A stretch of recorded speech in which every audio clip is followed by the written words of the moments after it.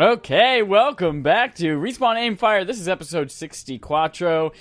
And holy shit, do we have the episode of episodes for you. It is our second. It's not the first annual if it was the first time it was ever done, because then it's not annual. Would this be the first annual episode then, since it's the second time? It's the second time we are doing it. We were planning on doing this annually, so it's the second annual. Second time annually E3 predictions episode, but we're going to get to that later as our main quest. Right now, we're going to jump into the biggest news of all time, Pokemon our names? Switch. Is it our names? No, that's less important than Pokemon Switch. I'm Chad Michael Innes. And I'm Holden the Pardo, and I'm very excited about Pokemon Switch. This is big news. Man! Pokemon Switch is the one coming out in 2018, is called Let's Go Pikachu and Pokemon Let's Go Eevee, which we talked about the rumors of that actually coming true now. It is for real. Let's Go is a reference to Pokemon Go. It is. They describe it as a bigger version of Pokemon Go and a kind of simplified version of the core series. They do not consider this a core Pokemon game, which I thought was interesting, because it seems very similar to a core Pokemon game. Yeah, we'll get into some details in a second. They did announce that there is a core Pokemon game in the vein of X, Y, and Sun and Moon coming in 2019, the end Late of 2019. Yeah. So if you don't like what you hear, don't worry. What is Let's Go? You can get your real Pokemon. Let's Go is kind of it is a reimagining of Pokemon Yellow, that first area there. Did they explicitly say that, though? They did say that the map is almost exactly the same as the original. Okay. It will have the same gym battles. It will have the same trainer battles. It will have the same Elite Four. What it won't have is battling wild Pokemon. That's the biggest change, and the part where it is most similar to Pokemon Go. So this one is... catching Pokemon is like in Pokemon Go. You have them all around you in your field there, and you go touch them, and instead of battling them to catch them and weakening them, you have the same exact mechanics of throwing it, timing it is important, getting it as close to the center of the ring is important, and that's how you catch Pokemon in this one. And just like Pokemon Go, you see the Pokemon on your real-world map on your phone. You'll actually see the Pokemon walking around this world. Yep. Which is where I kind of think it does some things... Well, the point I'm making is I think it does some things better than core Pokemon games in that regard. Like, that's something I've always wanted from a core Pokemon game, and bringing it to this version. I know you're not a huge fan of random encounters. I'm not a huge fan of random encounters. Nothing is worse than trying to find that one Pokemon you need to catch, but you keep running into Rattata over and over and over and over again. Oh, man. Or Zubat in Mount Moon. Oh, my gosh. So, I think it's very, very cool. One thing I have a question about is, so when you're catching Pokemon, you're using one Joy-Con. You're using a single Joy-Con like a remote, which I actually kind of like that. But when you go to catch a Pokemon, you are, quote-unquote, throwing your Joy-Con. Not actually throwing your Joy-Con, but you're, like, doing the motion of throwing your Joy-Con. Please don't throw your Joy-Cons.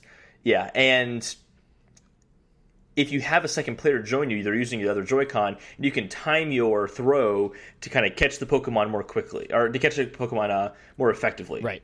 If you kind of sync it up properly. But I think the catching mechanic is interesting. And they haven't talked about this, but they have said that leveling up is going to differ, how you get experience points. Right, yep. So I'm curious if that's going to work. I mean, I want to say it was X and Y they started doing it, where when you catch a Pokemon, you get experience points for that. So maybe you'll just get experience for catching Pokemon. Possibly. It's very possible. I imagine they'd have to do something like that. I wonder if they're going to do something like similar to how candies are the way that you power up Pokemon. I wonder if they're going to do something similar to that. Yeah. But it's an interesting move for sure. Yeah. I'm still excited about it. Your starter Pokemon, we haven't even really mentioned this. Your starter Pokemon is Pikachu or Eevee, depending on the version that you get. Yes. They ride around on your body, Pikachu on your shoulder, Eevee on your head. Yes. You can customize them, and they're adorable as fuck. You can put hats on them and jackets and all sorts of shit, and I'm going to deck the fuck out of my Pikachu. Which version are you getting, Holden? I'm going to Pikachu for sure. So we ran a poll. I know, right? This blew my mind. We both commented, who's going to pick Eevee? Why would someone pick Eevee? And it won. Fucking, I'm seeing it everywhere, though. Like, I've seen other polls on Twitter, and Eevee is winning out. I had no idea Eevee was a thing that people even cared about. Currently, right now, I'm seeing the opposite in terms of sales, like pre-order sales. People who are pre-ordering, it is number 1 spot on Amazon is Pikachu. Number 2 spot is Eevee. In some places, it's number 1 spot is Pikachu. Number 2 spot is the Pokeball Plus, which you can use as a controller, as well as to carry your Pokemon with you. And then number 3 is Let's Go Eevee. Yeah. So that Pokeball Plus It is. Yeah. They say the quote is that it is a fully functional Joy-Con. That kind of I don't understand because it's missing some buttons. I think somewhere. A lot of buttons. I've only seen a Pokeball with a joystick on top there's a joystick. of it. There's also a button on the top that I've seen somebody press before. I think there might be parts of it that we're not seeing. Okay. But it is fully functional for the game, at least. You can control the entire game using just this Pokeball. It will not attach to a Joy-Con grip or anything like that. Right. It is not fully functional. You can put your Eevee or your Pikachu in the Pokeball and take it on the go. And it will change color. You can feel it kind of rock back and forth. It's so cool. Am I going to get one? No, I'm not going to get one. I'm not getting it. It's but like $50, I think it's awesome that it exists. It's cool that it exists. I think for hardcore Pokemon fans, it's going to be awesome. But that's kind of where it jumps into that whole tie-in to Pokemon Go. Yeah. Because it's not just the mechanics. So Chad is... Those 2 years of Pokemon Go that I've been playing every day are paying off, y'all. I downloaded Pokemon Go again for this very reason. So if you catch a Pokemon in Pokemon Go, like Chad has a lot of legendary Pokemon, like a lot of really good Pokemon. Yeah. He can transfer them into Pokemon Let's Go, Pikachu or Eevee. Yep. Here's the thing, though. It goes to what's called the Pokemon Go Ranch. And you have to catch that Pokemon again. So you don't just get it immediately. You have to kind of catch it again, but you can try as many times as you want. So if you're just starting off the game and you don't have high level Pokemon, you're still a beginner trainer, you can't catch Lugia. I would imagine you'd have to. There are two clarifications on this. There's in a second interview with IGN, they did say that one, you don't get access to that Pokemon Ranch until about midway through the game. Okay. 2, you can only transfer Kanto Pokemon or their Alolan forms, like Executive. Okay, so Lugia would be out of the question. But my point is like legendary Pokemon at that point. Yeah. Kanto Pokemon and then the Alolan versions of the Pokemon as well. Alolan, right? Alolan. Yeah. Alohan, I don't know. Aloha is actual Hawaiian. Alola is Pokemon Hawaiian. Okay. So, cool stuff there. I do think it's kind of nice that there's this... this is kind of the first time I've seen the promise of a mobile Nintendo game tying into a actual mainline Nintendo game. Yeah, they've been talking about how the mobile cool. strategy is saying, man, we are going to release these mobile games and we're very clearly going to use those to entice people to buy our actual hardware and games. And this is the first time that I think we've really seen that, because Fire Emblem didn't really do that. Mario Run had no integration. Nope. I mean, Animal Crossing I think is the next one that has the potential to. We don't know what the main game's going to be, but we'll see. But Pokemon's doing it first, unless Animal Crossing gets surprise announced and comes out beforehand, which I don't think is likely. Yep. Yeah, it's very, very cool stuff. I want to talk about how just goddamn good this game looks. I don't know if I would say goddamn good, but it looks so good. For a Pokemon game, it's really, really good looking. Yes, with that caveat, for a Pokemon game, yes, it looks very good. For a Pokemon game. I don't think this is what the next generation Pokemon game is going to look like. I think this is very much just like a higher up-res version of the 3DS versions of the game, but I think it looks really good. Funny enough, actually, the leaked screenshot that I was talking about like a few weeks ago, I want to say, is real. The screenshot was you riding on a Lapras, and they showed the exact same moment in this trailer. So it must have been taken from the trailer itself when they were editing it, putting it together and stuff. So all that is totally real. Oh, wait, I think we forgot to mention as well, you have Pikachu or Eevee on you. You can also have a second Pokemon following you around. Yes. So you can have 2 Pokemon following you around. First time that's ever happened before. Yep. They're also cool saying stuff. They're doing away with HMs, which, especially in the early games, they were a waste of a move They slot. already did that, though. They did that in Sun and Moon. Yeah. But since this is a remake of Yellow, it's important to note that, they're doing away with those. However, they have not confirmed that, like Sun and Moon, you have those ride Pokemon. I think they basically showed that, though. You're riding a Lapras in the water. You're flying with Charizard. They say you can ride on bigger Pokemon, or you can have smaller Pokemon follow behind you, but they haven't said that those explicitly function other than cosmetic. Okay, well, the Lapras was definitely in water, so I would say that's Surf. But I don't know if that's... Is that a Pokemon that you own, and do you have to have a moveset for it, or is that similar to the ride where you're like, I just call a Lapras at an instant, and boom. Did you play Sun and Moon? I did, yeah. Okay, so in Sun and Moon, you basically, at a certain point, they say, okay, now you can do this ability, and you can ride this Pokemon to accomplish strength, basically. They just kind of give it to you, very similar to an HM. I wouldn't be surprised if it works that way. But it'd be kind of cool, though, if you just caught a water Pokemon, you could then do Surf. Yeah. I think that would be kind of cool. But we'll just have to see. That also might break the game a little bit, because you can get a water Pokemon really early, and then suddenly you can surf anywhere. Shut up. It's a good idea. I like this idea. Or you get Pidgey right off the bat, and then boom, you can fly anywhere in the game. Well, you still have to go to a location to fly to it, in that case at least. Even when you get Fly later on in the games. like Ruby, Omega Ruby as an example. You can't just fly anywhere. Well, what if you cut down your mom? Boom. Anyway, I'm really excited for Let's Go Pikachu. Not going to get Let's Go Eevee, which kind of sucks because I don't know anyone else who's going to get Let's Go Eevee, even though the whole world says they're going to, which means I can't trade with anyone. Well, there will be online features. There was a mistranslation. They said there was not going to be any online features. There will be online trading, and there will be online battling with trainers. Yeah, and battling will be different than Pokemon Go. Battling will be the same. 4 moves. You can switch them out. That'll be the same as the original series. Very, very cool. What else did they announce at that same conference? They announced something called Pokemon Quest. And that looks dumb as hell. Mobile.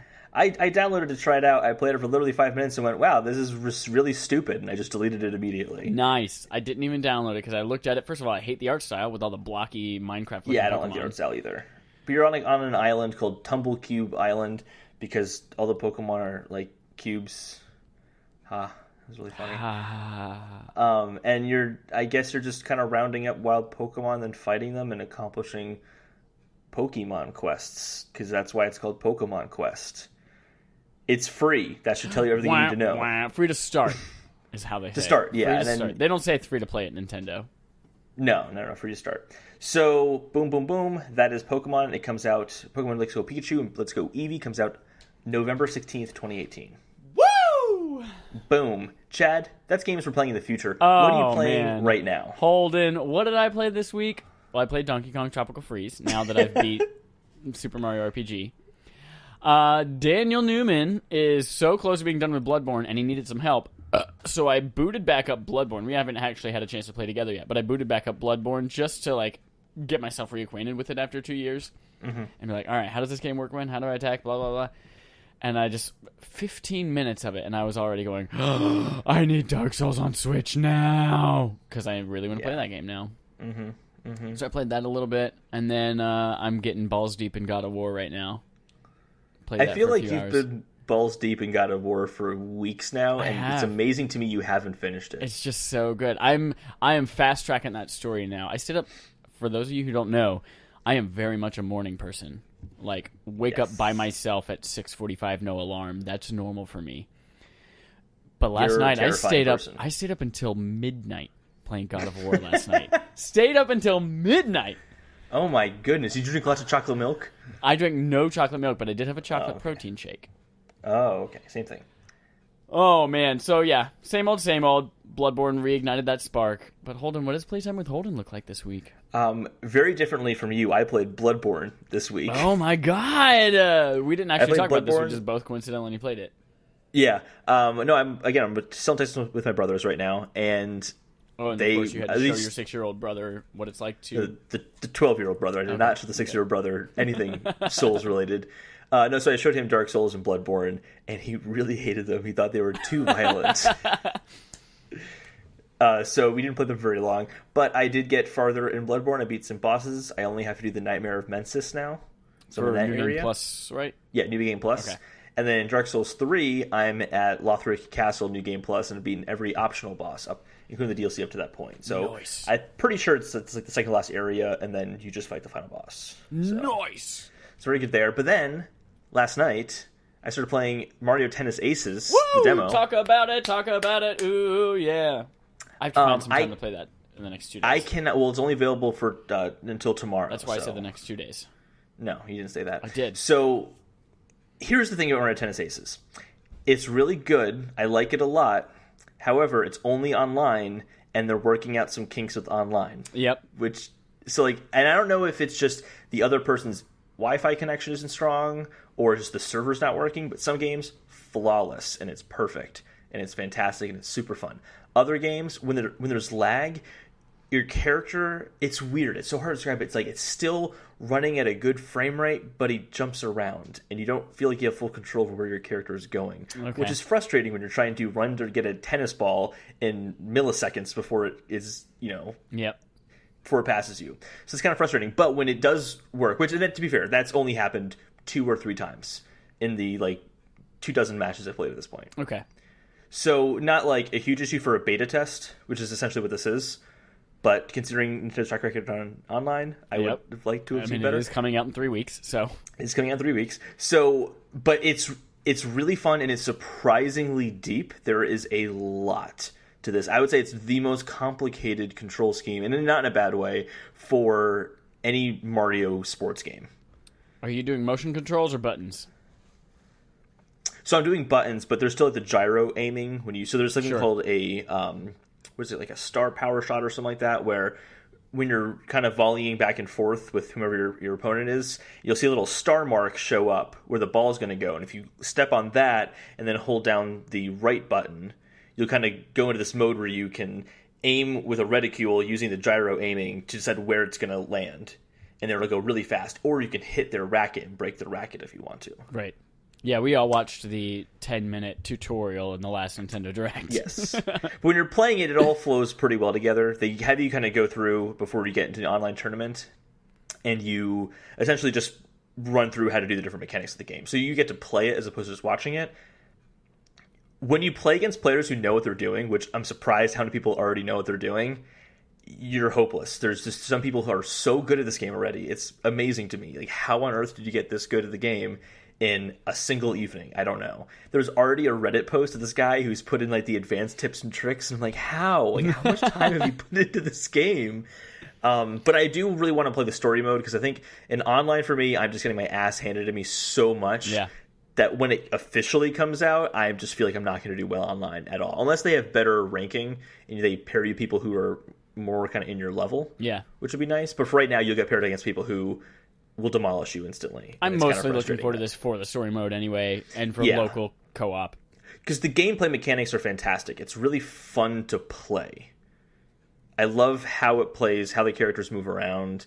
Playing as Toad, playing tennis is just super fun. Toad? Of all the characters you picked, Toad? Toad and Yoshi have been my go-to, because they're fast. They're very fast.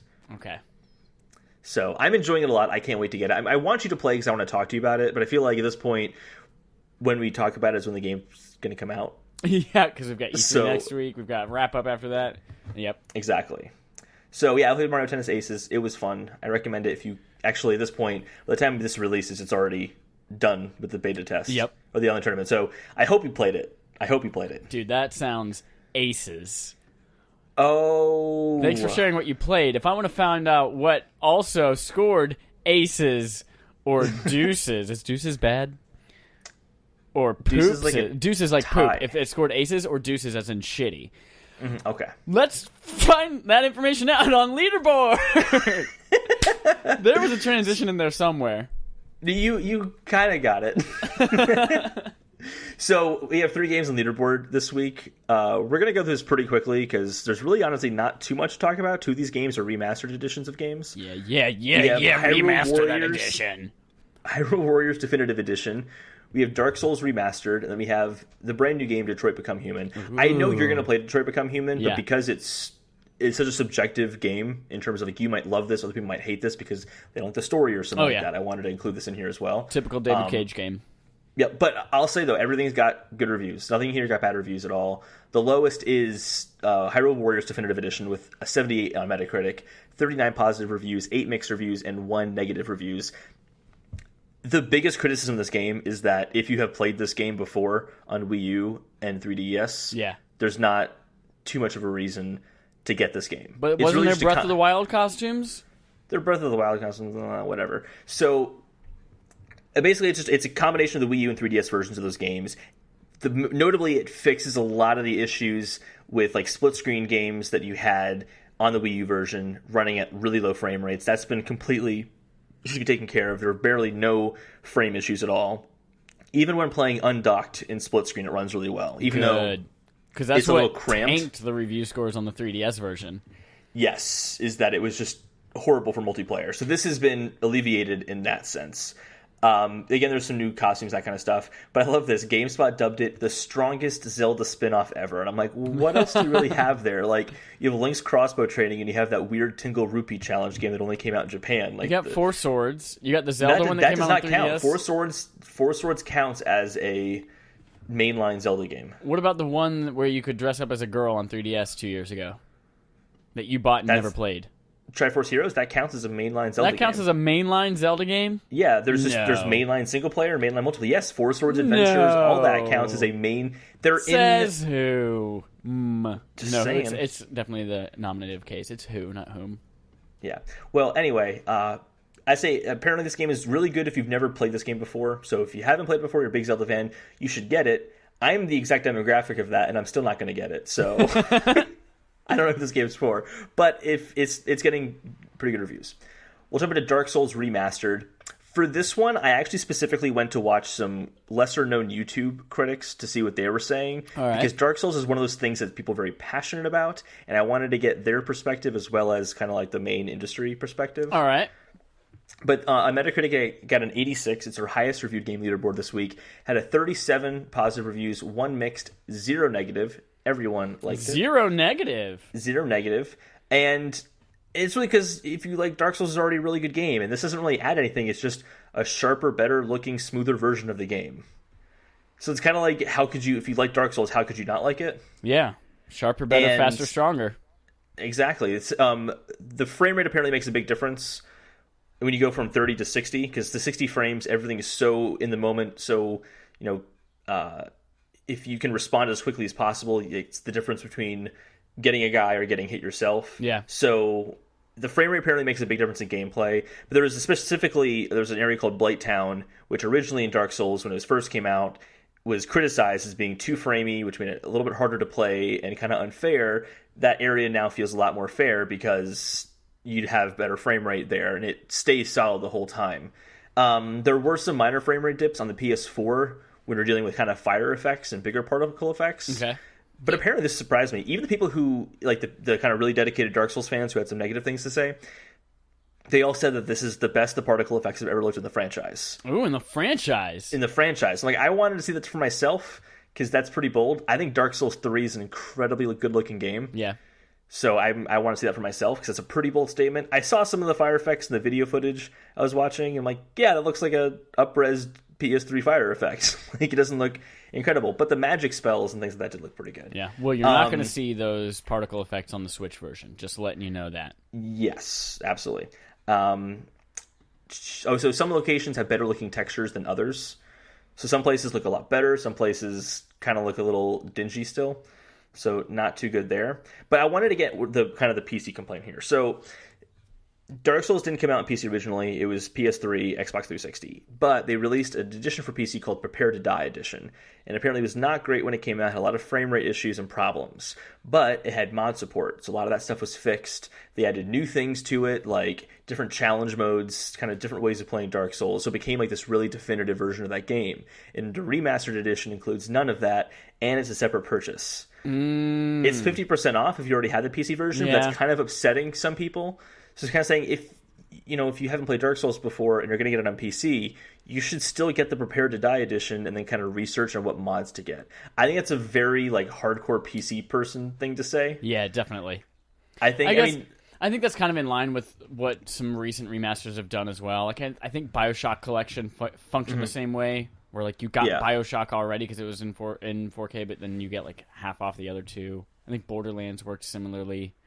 Yeah. But yeah, in the case of like Skyrim, though, they just gave you the remastered edition. Nice.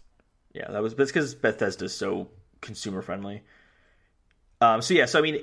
Ultimately, I'm still going to get this game on Switch. I'm waiting for it to come on Switch. These reviews were for the PC 360, Xbox One, and PS4 versions of the game, including Xbox One X and Pro.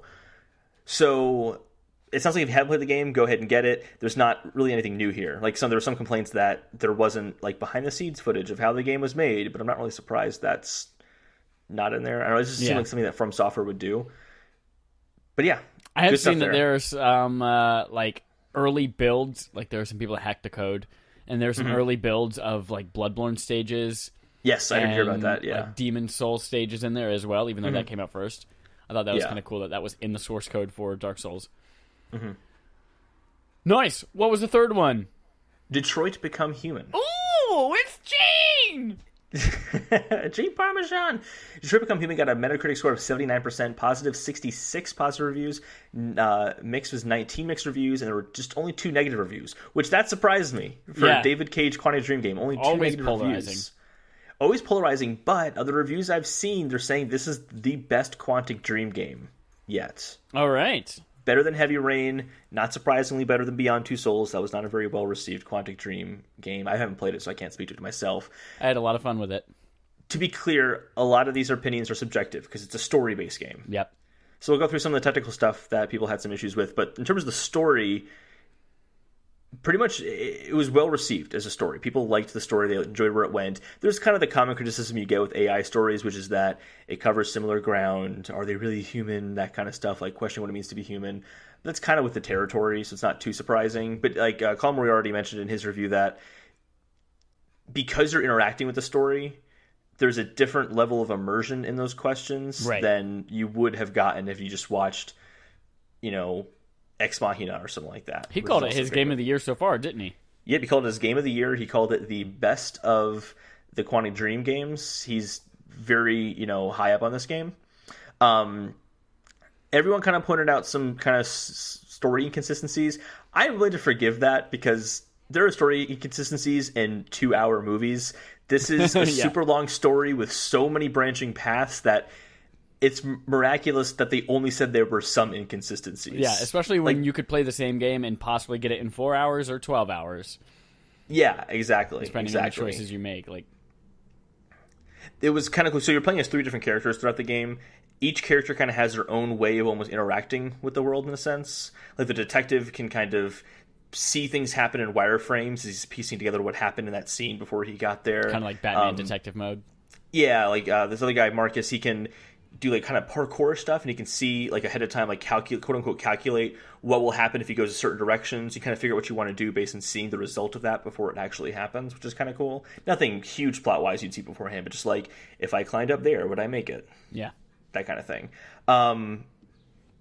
Apparently, a lot of and going back to the story, there are some moments in the game that are very on the nose with their commentary. That's the biggest criticism I've heard so far. Yeah, and I'll just kind of I don't want to go into spoilers because a lot of the reviews avoid spoilers, but almost the one they mention all the time, every review mentioned this one, is that androids have to sit or stand in the back of the bus. Yep. And it's like, okay, I definitely, absolutely 100% see what you're doing with that. That's extremely And there was also a direct quote from I Have a Dream. Oh, is it really? Yeah, I've seen that in a lot of reviews as well. In terms of the technical side, I mean, it's a Quantic Dream game. They're never really known for their technical, acumen. I think it's a good-looking game just from what I saw. Yeah. But apparently some of the camera actions are stiff, and some of the the character movement is kind of stiff. But again, that's Quantic Dream. Like, that's what their games are kind of like. But I mean, I'm hearing it's the best story of a Quantic Dream game. It's really interesting to see these different character perspectives. The decisions have legitimate outcomes where you can miss entire sequences or scenarios by not doing certain things in the game. There's a really good kind of flow chart after you complete a chapter to see, okay, what decisions did I miss? What was my path going through here? And all that looks pretty cool for someone who wants to kind of see everything. It sounds like it's pretty easy. I haven't played early Quantic Dream games before. You have? Is that something they've done before, or is that pretty Not really, no. I don't know what you might not really know. They have done this before, or they haven't? I think both of those are dismissive. Not really, and no. They have not done something like this before. Okay. So yeah, apparently it's a really good game. I actually think I might get this, considering I have an interest in AI stories to begin with. I think they're really interesting stories, and I've wanted to play a Quantic Dream game before. I have Beyond Two Souls, but I hear that's not the best way to start with them. Dude, you should jump into it after you go balls deep into God of War. Yeah. Yes! There's so many games to play. Boy. Well, what games are we buying this month, Chad? Oh, man, welcome back to our segment, but instead of calling it What the Fuck Are You Buying This Month, like we did last month, we're actually going to give this segment a name. It's called What Are You Buying? Shout out to Resident Evil 4. We are going to be talking about what games are coming out real quick in June, so you guys know what to prepare your wallets for. Are you ready for this list? First up, your favorite, Sushi Striker: The Way of Sushido on Switch and 3DS, coming out June 8th. I played this. You did? Demo, and I played it. Oh my god, I deleted it so fast. I couldn't stand it. Did you play it on the Best Buy kiosk? No, they have a demo on Switch. It is. I mean, people who are really into anime might like this, but it has that extreme anime style where people get really upset and then the things happen behind them, blah, and I'm like, I can't do this. Yep. And the story was nonsensical. It's about people who are throwing sushi dishes at each other. Like, it's too crazy for me. It's just too crazy to me. By the way, this is a very curated list of things that are coming out, because there's a lot of shit coming out in June. Yeah. Next up, we have Super Bomberman R. Previously came out on Switch, now coming to PS4, Xbox One, and PC on June 12th. Jurassic World Evolution, that's the park builder, coming to PC, PS4, and Xbox One on June 12th. Then we have Lego Incredibles coming to everything, PS4, Xbox One, Switch, PC on June 15th. I didn't even know that was actually coming. Lego Incredibles. I didn't know about that. We talked about that, yeah. Then we got Mario Tennis Aces, not Deuces. Woo! Coming to Switch on June 22nd. There's this stupid name, I don't know, Lumines Remastered, coming PC, Switch, PS4, and Xbox that deserves One on June 26th. Respect, Chad. It is Luminous Oh, Remastered. Do you care about that game? I very much care about that game. Oh, okay. I want that game right now. Gotcha. Okay, well then Lumines Remastered, coming to all things June 26th. I cannot wait. If you were a fan of Crash Bandicoot and you don't own a PlayStation, you can play that trilogy on June 26th as well on Switch, Xbox One, and PC. Mm-hmm. The Crew 2. Remember that? Cool. I thought it came out a year ago. Turns out it hasn't come out yet. PC, PS4, Xbox One on June 29th. I had the same thought about The Crew when The Crew came out. I'm like, oh, that already came out? I had no idea. And then finally, Holden gets to play Wolfenstein 2, The New Colossus on Switch on June 29th. Yes. I'm going to have to play the first one first, though. Do you own the first one? I do. It was on PlayStation Plus at some point. Got it. I think. No, it was on $4, and I bought it for $4. Yes. Play it. Again, if you're going to play Wolfenstein 2, maybe the first one as well, but definitely Wolfenstein 2, just put it on baby mode and just have a fucking blast with it. You'll thank yourself later. Nope. I'm going to play it on the traditional difficulty because that's how I roll. Good luck. You're going to get very frustrated very fast. Nope. Yes, you will. I've decided that. No, I won't. Holden. I will not. We don't fight on this podcast. So let's open up our quest log and casually and politely talk about some fetch quests. There will be nothing polite about it, Chad. All right, you fucking asshole. What the hell is coming to our freaking quest log? Today's a day. Today's a good day. Chad's tired. I've had a day so far, and it's only 1 o'clock. Well, yeah, you had a day. Anyway, so we have not a whole lot of stories. We have a lot of E3 stuff to talk about afterwards. Yeah, E3. So, first of all, one that I'm kind of upset about is that Square Enix is done with the Go series. Oh, like they did a Tomb series Raider of Go, or Lara Croft Go, Hitman Go. It's Lara Croft Go. Oh, sorry, Lara Croft. Lara Croft Go, Hitman Go, and Deus Ex Go. By the way, Deus Ex is our game of the month for BARF. That's right, not Machina. Did you ever play any of the Go games? I did, yeah. I played the Hitman version, and I played the Lara Croft one. They were good games. Lara Croft. I played about half of the Hitman on Vita, and I enjoyed it. I'm just not a puzzle guy. So I like puzzles, so I enjoyed it a lot. But just because they were $5 games, and that's apparently really expensive on mobile, so they just didn't want to do that anymore. A shame. Shame. Oh, shame. Shun the non-believer. It's a magical Larry Pleurodon. So this is something else that's cropping back up again. Pokemon Go dealing with cheaters. So spoofing is a big thing in Pokemon Go, where you can sit from the comfort of your home, pretend like you're somewhere else by changing the GPS on your phone. It's really easy to do with Android, really hard to do with iPhone. But Pokemon Go knows if you've done that, and any Pokemon that you catch, they kind of like a long time ago started putting little red slashes just to like as a shame tactic. Be like, oh yeah, you have this Pokemon, but it's not real. You cheated, but you could still use it.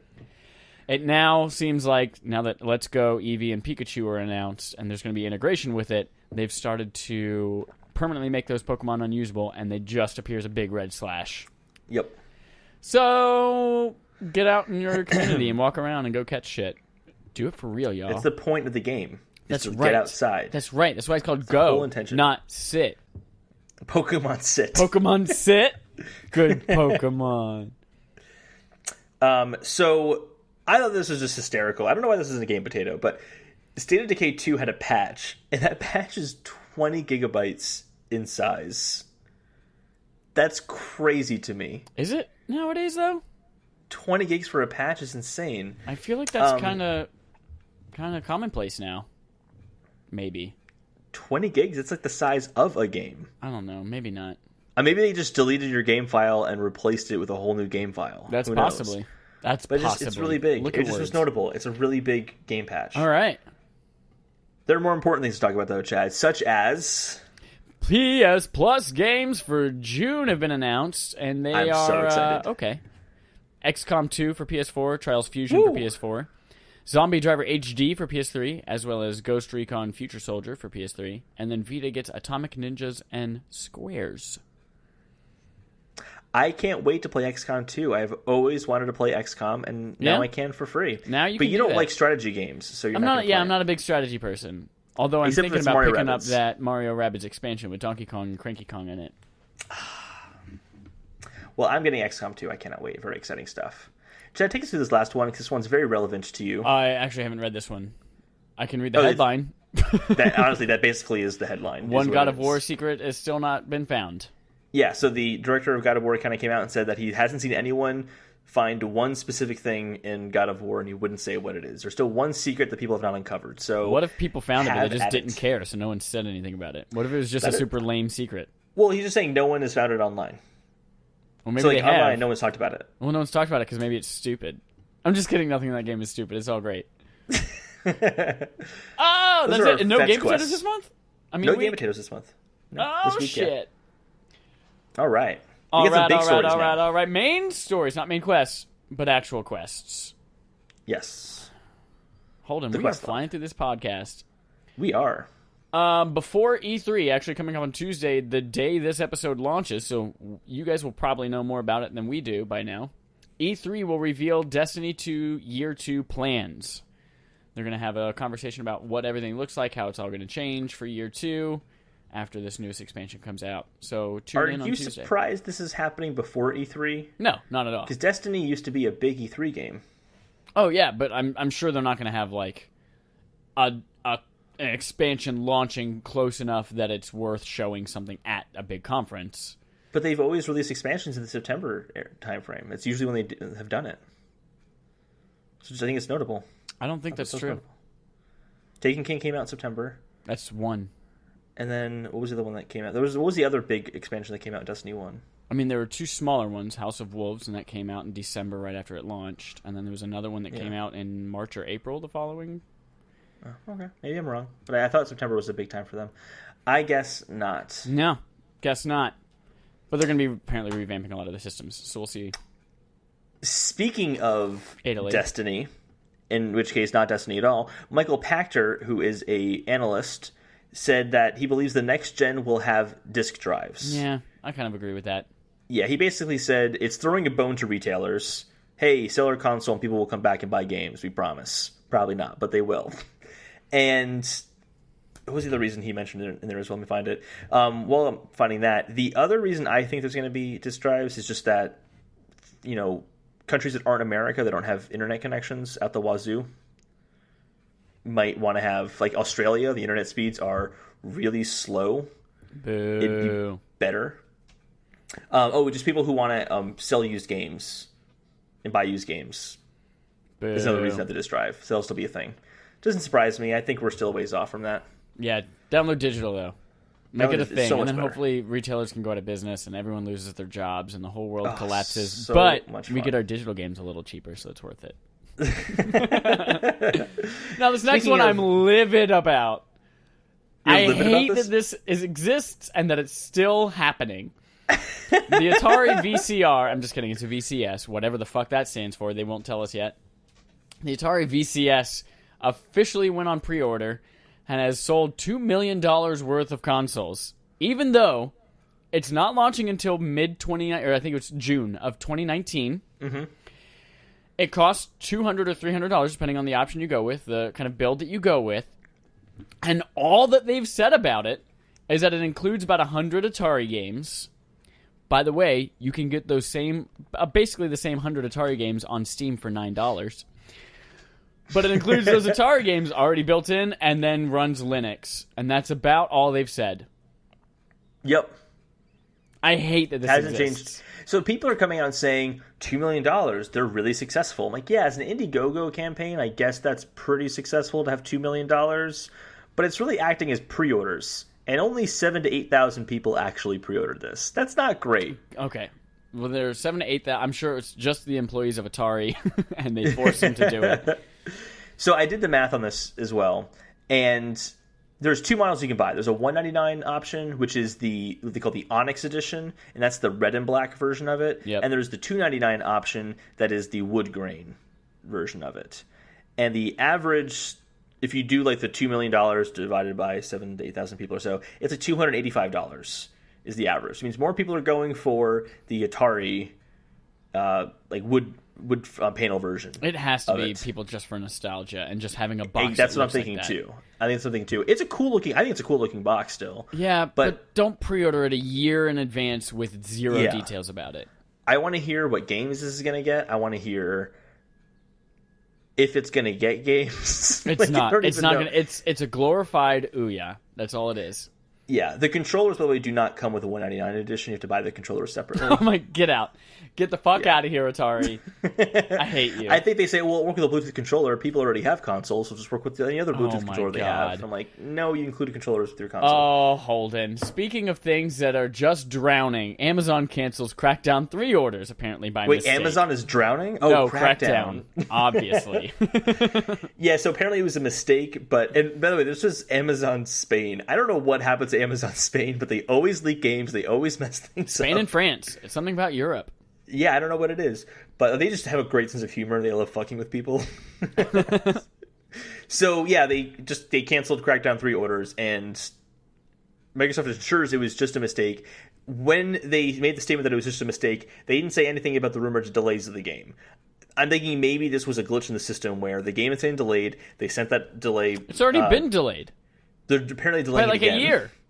They're apparently the rumors are delaying it again. Oh my god. So they gave... Just cancel it.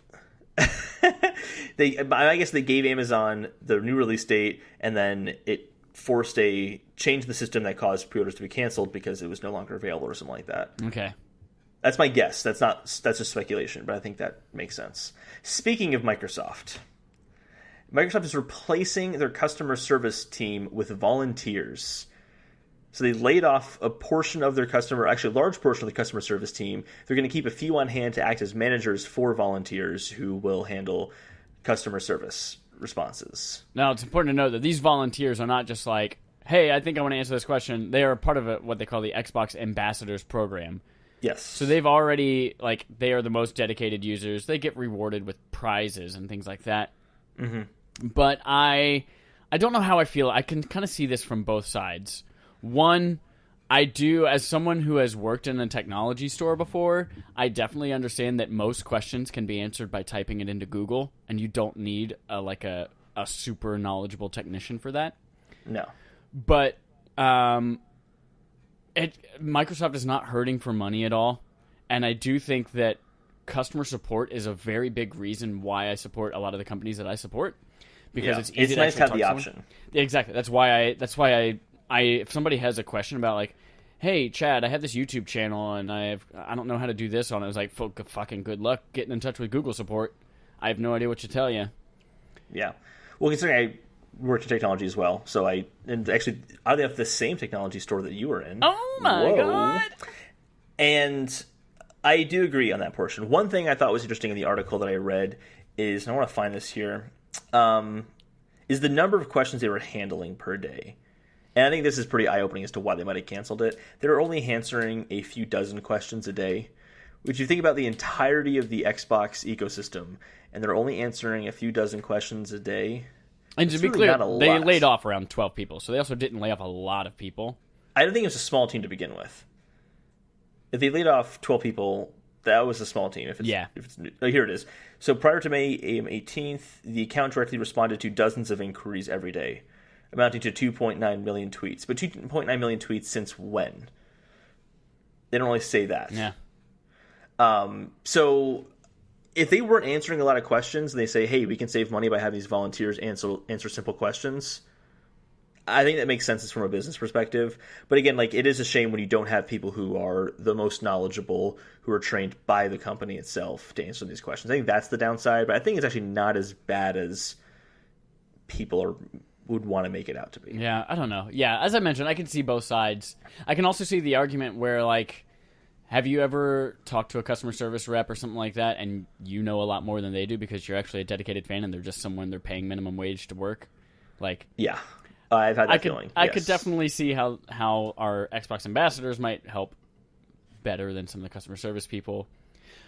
But that's not true. Every time I call into customer service at any company ever, they're always helpful and super knowledgeable on every topic they talk about. You're right. Every time, exactly always. 65% of the time, it works every time. Every time. Holden, read me my last quest before we get to the real meat of this whole fucking episode, this lion of an episode. So, Fallout 76 was teased by Bethesda. They released a really quick, short, like, bleep of a tweeze, and then they had a minute and a half. What was on Twitter? It was a tweeze. You're an idiot. And then they had like a minute and a half trailer announcing it officially as Fallout 76.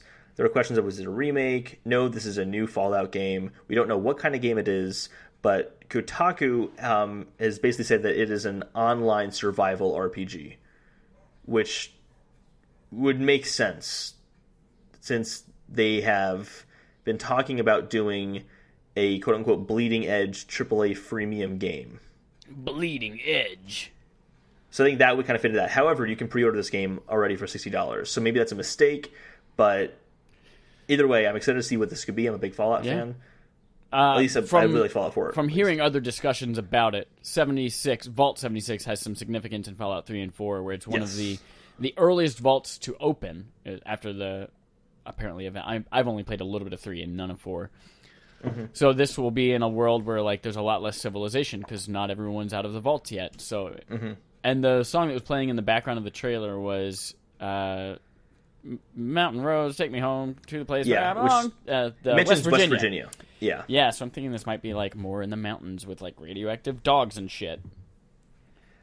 That's to me one of my favorite things about Fallout is the civilizations that have built up. Yeah. So that's an interesting move for me, but I trust Bethesda on this, and it's being made by the same team that made Skyrim and Fallout 4. So nice. That's a pretty good reputation to live up to there. So stay tuned to E3 for more info on that. Yes, speaking of E3, we're going to run through our confirmed content for E3, the rumors of E3, and then our predictions for E3. This is a lot to go over, so let's start. Run me through those confirmations, bro. Okay, so confirmations. We have Pete Hines, the senior the VP of marketing at Bethesda, confirmed there'll be a variety at E3. There's going to be something for everyone there. So, like, it's not going to be all just shooters or all just RPGs. Sure. They'll have a variety of content. I've already been saying that I think it's going to be their biggest E3 in a while. And the fact that they're announcing Fallout 76 before E3, I think points to that for me, hopefully. Yeah. We'll see. I'm excited. Nintendo has confirmed plans for E3. Excuse me, they're going to have an event at 9 a.m. Tuesday, that's Pacific time, Tuesday, June 12th. They've confirmed Smash Bros. Is going to be heavily featured. It's going to be all 2018 games. All right. They're going to have their Treehouse Live for the next few days after that, which is also going to include Smash. Surprise, surprise. Phil Spencer says that there will be a Japanese game developers featured. So a lot of Japanese devs will be featured. They also said it'll be their biggest E3 yet, which, of course, they're going to say that. They're not going to say, well, this is mid-tier 3 E3 for us. By the way, Phil Spencer is from Microsoft. Oh, yeah, from Microsoft, yeah. Square Enix is going to have an E3 Direct-like event. That'll be 10 a.m. Monday, June 11th, which is interesting. Pacific time. Pacific time, yep. June... June will also feature Sony E3's showcase, which will have the big four: Spider-Man, Ghost of Tsushima, Last of Us Part 2, and Death Stranding. They've said there will be no new hardware announced, which is interesting. I thought there would be a controller or something, but no new hardware. Devolver will have another event as well. It's going to be a continuation of their event from last year, so you might have to watch last year's event again. Which is, again, only 15 minutes, and it was hilarious. It's only 15 minutes long, and weird as fuck. It's awesome, yeah. It's worth it. So those are all the confirmed things for E3. They went through that pretty fast. What was the time on Sony's E3 event, by the way? I didn't write that in here. I believe it starts at 8 p.m. Central Time, which would be 6 p.m. Pacific Time. Okay, cool. Country roads. So here's some rumors. Oh, I'm sorry. Wait. You mentioned the hardware thing. There was one piece of hardware shown off that was a Days of Play PS4 bundle that they're doing. The blue one with the gold and shit like that. Yeah, Did you see that? I did, yeah. I hate it. So here's some rumors for E3. We're apparently going to see Forza Horizon 4. I almost said Horizon Zero Dawn 2. I almost said it. You idiot. Forza Horizon 4 will be there. Apparently, wait, not 5 from Walmart Canada? That's so wrong. There's no Horizons 5. Cyberpunk 2077 will apparently be there as well, and apparently it'll be a first-person perspective game. Capcom is going to have an untitled action-adventure game. I'm sure it will have a title when they show it off, but there'll be an action-adventure game. Okay. Kingdom Hearts may get its release date at E3. There's going to be Assassin's Creed Odyssey will be featured at E3. That one's no longer a rumor. That was confirmed. It was confirmed? Okay. Yeah, so, Ubisoft put out a a 3-second video saying see you at E3, and then Assassin's Creed Odyssey and someone kicking someone off a ledge. Okay, cool. So confirmed. Anthem Combat Demo will apparently be featured. And then Fortnite will be coming to Switch. That one, yeah. Okay, great. Keep going. What about you? You were going to say that one? No, Fortnite also did get a registered trademark, or got rated for Switch through ESRB. Okay. So you still have to choose rumor because Nintendo hasn't said it's anything still a yet? rumor. Yeah. But that basically means it's true. Yeah. It's like when your dad tells you, okay, we're getting you this for your birthday, but don't tell your mom. Anthem, they did announce their plans for Anthem for E3, and I'm pretty sure they did confirm that there will be combat and story feature stuff. They said it's going to be there. They didn't say what's going to be there. They did. They said it's going to. Yeah, it's going to show. I definitely know they said they were going to do story stuff, and I'm pretty just sure making me look bad, Chad. Too. Thanks so just much saying, for do correcting your fucking job. There are people out there who are getting replaced with volunteers. I'll replace you. Because I don't volunteer for this. I get paid $1 million an episode. Holden, to catch people up on what we predicted about a month and a half ago, general predictions. What 5 things did you... Wait, did we do 3 or 5? I did 5. Okay, I think I did 5 too. What 5 things did you kind of predict might be coming generally from last time? Okay. So I said, number 1, Nintendo will dedicate an entire day or more of Treehouse to Smash for Switch. That's basically already been confirmed at this point. Xbox will continue to boast about backwards compatibility since they won't have much to talk about otherwise. Number 3 is Bethesda will have their biggest E3 in the past few years. 4, Battle Royale will be one of the new buzzwords and will dominate multiplayer games. And 5, and there are no microtransactions, will be a buzzword of E3. That's already been a buzzword of life. Yes. All right, my 5 were, at least 5 games will have a Battle Royale mode. We'll see no new AAA titles from Microsoft first party. Bethesda is going to win E3. Cyberpunk 2077, I just wrote that. I don't actually know what I said about it, but I just wrote Cyberpunk 2077. And EA will have another athlete segment. Ooh, that's a tough one. I don't know. So we're going to run through predictions, new predictions, kind of more specific for third parties, for Microsoft, for Sony, and for Nintendo. All right, everybody. Get your pencils out. Get your notepad. Get ready to write down your predictions, how they match with our predictions, and then we'll come back and revisit them the week after E3 to see how we all did.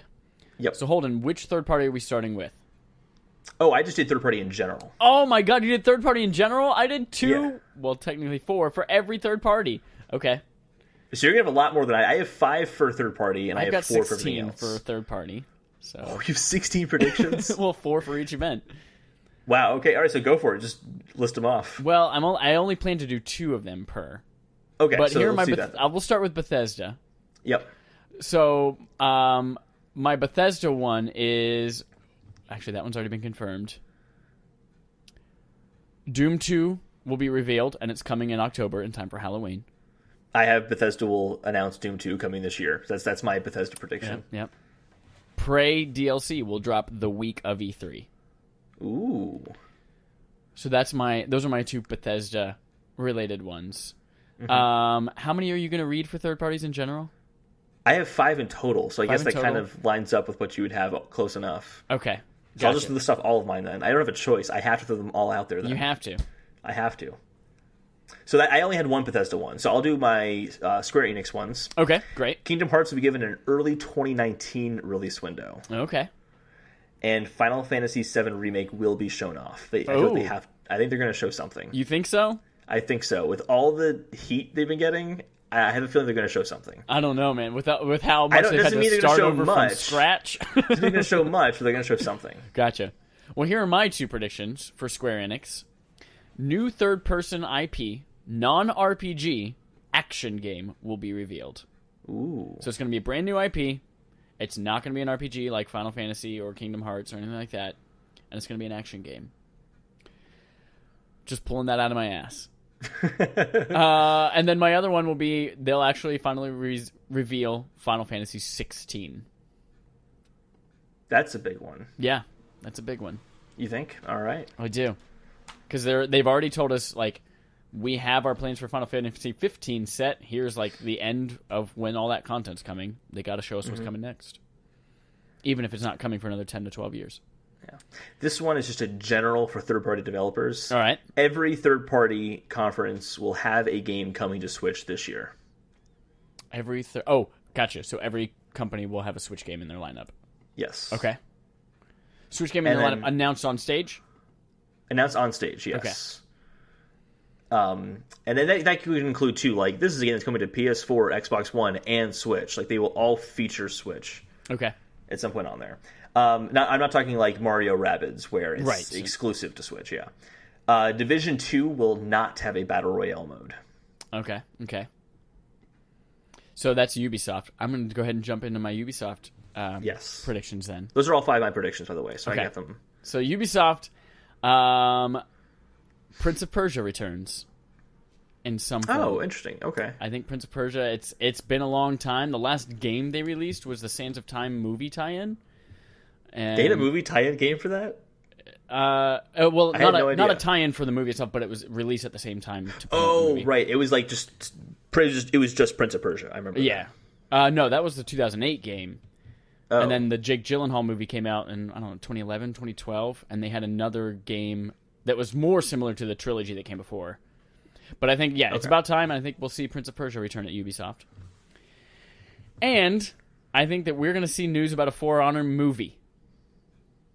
Ooh. Ubisoft has already announced that For Honor will be on stage in some capacity. But they've been big in the movie. There's Prince of Persia movie. Yeah. They are making a Division movie. They had the Assassin's Creed movie. I think For Honor is the next one that gets that treatment. That is cringeworthy, but I don't think you're wrong necessarily. That's cringeworthy. All right. And then finally for EA, this one, I think Battlefield 5 is going to have a Battle Royale free-to-play mode. Oh, okay. I think you can download Battlefield 5 and play traditional story content and multiplayer and pay $60 for it. But they will have a free Battle Royale mode download, similar to how Fortnite competes with PUBG. Interesting. And I think that's how they're going to try to win the audience away from Black Ops 4. All right. So that's one prediction for EA. The next is that there will be at least 12 minutes or more focused on Anthem. I can believe that. Yeah. All right.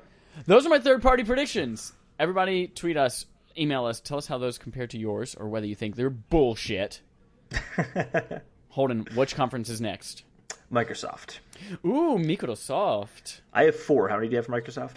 I mean, I have 5 to choose from. So depending on if they conflict with yours. I think we were talking about doing 3 for each one. We had extras just in case. Right. Yep. Yeah. So we'll do just whatever 3 you want to do. I will start off. Fable 4 will be announced with gameplay. Oh, Fable 4. Because they canceled Fable Legends and fired that whole team and closed the studio. There was... I think they're gonna... It doesn't mean Fable 4 has to be made by that studio. No, that's exactly right. Because especially that was going to be a very different game. Interesting. Cool. I have in there that a new Halo game will be revealed. There are steps to this. There are sections of this. New Halo game revealed. It will not be called Halo 6. It will be multiplayer only, and Battle Royale will be the flagship mode of that multiplayer. Interesting. I have Halo 6 won't be mentioned. Halo 6 is the name, or the the next mainline Halo? I think this will be a mainline Halo game, multiplayer only. So that's kind of the same, or in the sense that it won't be called 6, but I'm going to stick with my next one, which is actually going to be Shadow of Tomb Raider gameplay shown off. At Xbox's conference? At Xbox's conference, yeah. All right, because they had that exclusivity with them last time. Exactly. All right, next up, are you ready? I'm ready. I think they're going to make a big deal out of Cuphead DLC with new bosses coming out and announced. Oh. Yep. That's believable. I can dig that. Can you dig it out with a cup? Okay. So I'm not going to buy a Halo 6 one. So I'm going to go with my last one, which is that Crackdown 3 will be their big push for the end of 2018. That's going to be kind of their feature game. Or if it gets delayed, 2019. This is sad because, like, Xbox, they can only go up from here.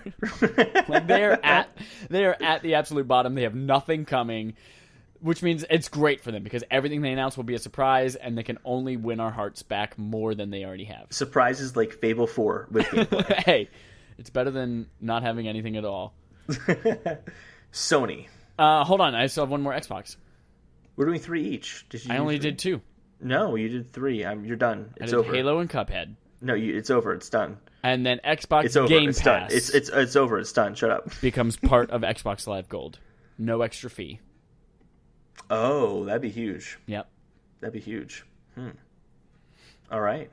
Sony's conference. Sony PlayStation. So I have Death Stranding, Last of Us Part 2, Ghost of Tsushima, and Spider-Man all shown off. No, I'm kidding. You idiot. Death Stranding, Last of Us Part 2, and Ghost of Tsushima all given 2019 release windows. All 2019. Oh. All 2019. No, Spider-Man's coming out. Oh, you didn't mention Spider-Man. Okay. I didn't mention Spider-Man, yeah. Okay. Yeah, 2019 for Spider-Man. It got delayed. Very close, but it got delayed, yeah. Okay. No, that's not true. Just Death Stranding, Last of Us Part 2, and Ghost of Tsushima will be given a 2019 release window. Okay. Here's one. I've kind of teased this prediction a bit. Deep Down gets re-revealed for PS4. It is an online multiplayer game. It is free to play and has Monster Hunter style gameplay. All right. Good old I have Shadows Die Twice is Tenchu. Okay. A trailer is shown. It is still cryptic, and it's coming in 2019. All right. Here's one that is mostly wishful thinking. Are you ready? Yeah. AAA Harry Potter game revealed. Coming this fall in time for Fantastic Beasts sequel, and has a PSVR exclusive mode. Interesting. I fucking want that so bad. Oh man, I would love to be a fucking wizard in VR. It's just your imagination has just made it happen. Now it's real. And it's gonna happen. Sounds like Sony's gonna fail if they don't announce this game. Are you listening, Sony? You have a week to get this into your presentation. Here's the last one, and that is Sony will announce PSN changes, including the ability to change your name. Name changes. That's been teased for a long time. Shuhei Yoshida last year said to Greg Miller that I hope it was like something about like I hope by this time next year we won't be having this conversation anymore. That wasn't Shuhei. That was who was that? Not Sean. No, Sean Layden. Sean Layden, yeah. Great. My last one is we'll see a sequel to Orders 1876 revealed, and it's called 1877. And it's going to be good? Didn't say that. I said it's revealed. I mean, the order gets a lot of shit. There were parts of it that was just too long to play through, but it was beautiful. Yeah, it was a cool game. Interesting concept and story, but I would love to see a sequel to it. Yeah. All right, and last but not least, Nintendo. Good old Nintendogs. I'm just kidding. Nintendogs is not a prediction I'm making for this. Nintendogs, the dominant game of Nintendo's E3 presentation. All right, Smash will dominate the game. Will be the dominant game of the E3 event for Nintendo. It's releasing September along with the online service. Okay. So I have a Smash Bros. Prediction that is completely separate from everything you just said. Okay. Smash Bros. Is a new game. Leaves out some of the characters we saw from Wii U. Replaces Dr. Mario with the wedding outfit from Odyssey with a different moveset with Cappy. Oh, I like that. Yep. That's a good one. I have Link's Awakening Remake for 3DS shown off during Treehouse. It's coming before 3DS? October. I don't want it to be 3DS either, but that's what I'm predicting. You're probably right. That's what I'm predicting. Because it's going to look like Link Between Worlds. It's going to have that same visual style, but for Link's Awakening instead. You're right. Mm-hmm. I know I'm right. Metroid Prime 4 is going to get a story trailer. We won't see gameplay, but we're going to get an idea of where this game is going. Okay. I actually just have Metroid Prime 4 will not get a teaser.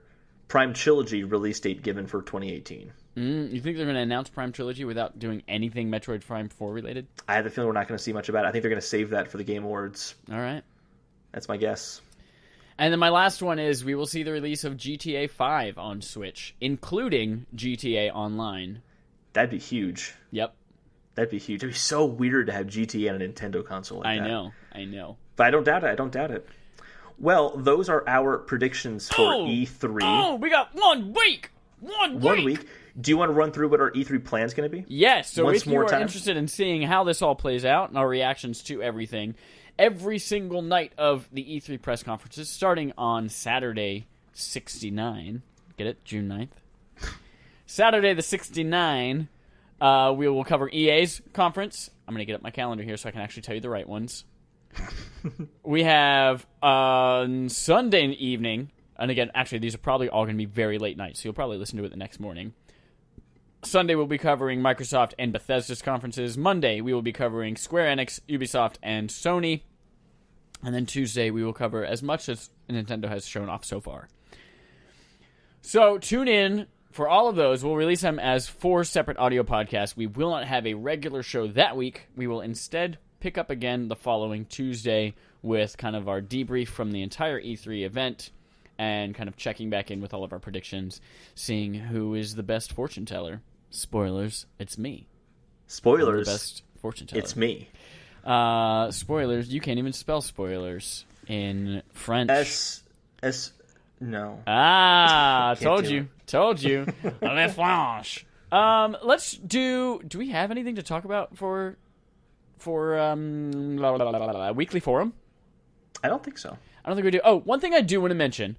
We are working on a way to revamp photo mode. So for any of you guys who, I guess this would be the first week of June, for any of you guys who could call it photo mode remastered. Ooh. I'm actually thinking of maybe calling it participation trophy. But we're working on a revamp of it. Funny. We want a little bit more engagement than we got out of the photo mode stuff, and make it a little easier on you guys so you don't have to actually create art in order to participate and have fun with us. So probably look for that more likely the beginning of July. First week of July. We might take a month off for June. And I didn't do a poll for this week aside from the Eevee and Pikachu poll. I fucking failed us. You failed, Chad. Holden, what's our BARF again for June?